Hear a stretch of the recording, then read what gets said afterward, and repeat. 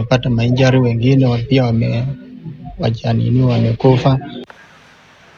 We go to a developing story where the search and rescue operation for persons trapped in the collapsed South Sea building has entered its 4th day.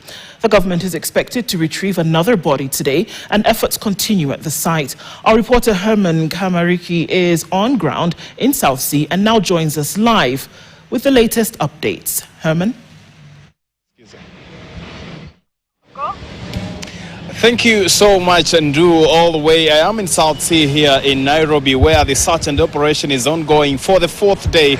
Remember, this is a building that collapsed on Friday at 4 a.m. and the search operation has been on since then up to now. Just to give you an update, there is still one person who is suspected to be under the rubble, who is being searched by the multi-agency teams to find this one person, and is believed to have been a security guard alongside the one that was found yesterday. And of course, the yesterday one was unfortunately found dead, and his body has been taken to Nairobi City Mortuary. And of course, there is that process of identifying the body to find out the next of kins and to find out who the person was, and that is in coordination with the doctors and the family and the multi-agency here, including Red Cross. Of course, we have the St.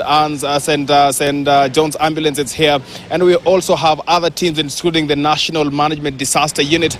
And this is a place that has seen people question that how would this exercise take this long, but the multi-agency team says this length, or rather the time that has been taken to identify, or rather to get these people out of the rubble, has been done to their best, because they say there's only one person that is supposed to be removed from the rubble here in South Sea. Remember, just a few minutes ago, we had talked to the Lanza CS Alice Wahome, who said that they are going to do everything and put to book everyone who messed up during the time when this building was being brought up.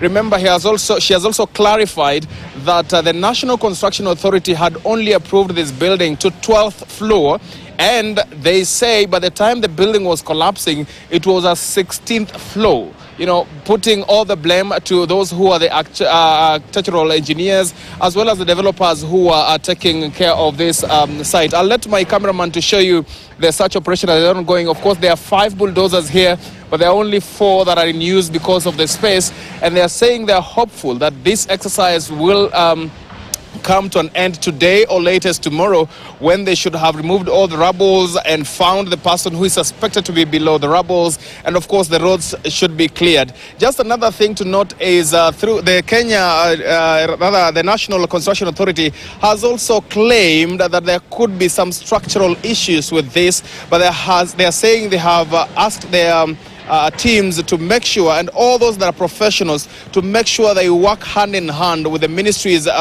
concerned to find out where the problem is, and to come up with a report that will definitely tell the country who failed from doing what they were supposed to do. Let me just move aside, because there is another truck that is coming this side to also help in doing this. This is the South Sea, and of course this is going to end tomorrow, as earlier reported by the CS for Lands Alice Wahome and the CS for Public Service Geoffrey Kiringa Ruku.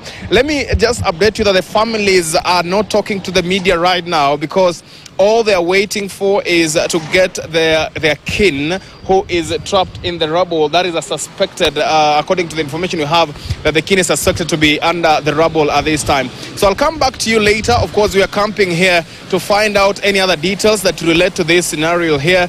Yesterday, we had a chance to, one body was retrieved yesterday, and there's a suspected body that is or rather a suspected person who is in the rubble. We are waiting here to find out, or rather to see if this person will be either retrieved or the search operation will end today with this person coming out when he's alive. My name is Herman Kamariki. Back to you, Ndu, and I'm from South Sea here in Nairobi.